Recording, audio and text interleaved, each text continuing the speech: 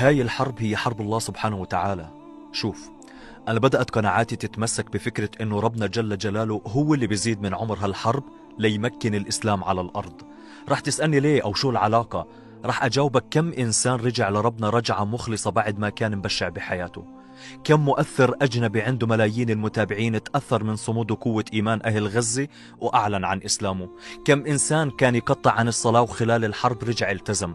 كم إنسان كانت الدنيا ماكلته صار ما بده إلا حسن الخاتمة.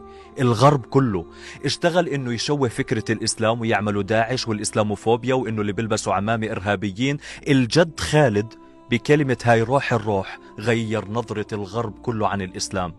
غزوات الرسول اللي بنسمع عنها بالقرآن والأحاديث أصبحنا بنشوفها على أرض الواقع وعلى الأخبار. اللي ارتقى ورفض تكون نهايته إلا وهو ساجد ذكرنا بنهايات الصحابي. اللي كان يضرب بمفارز الهون وإيده مقطوعة ذكرنا باللي ما كان عليهم حرج إنهم يجاهدوا مع الرسول عليه الصلاة والسلام، مع هيك ما تخلفوا للحظة عن المعارك. حتى تفاصيل معركة الأحزاب من لوم الرسول عليه الصلاة والسلام ومن الفتن ومن الغدر والفئة القليلة اللي غلبت الفئة الكبيرة كلها تجسدت في القطاع. تخيل انك تكون من اهل غزة وربنا يصطفيك لتمكن دينه على هالارض. يا هالشرف العظيم، والله يا هالشرف العظيم.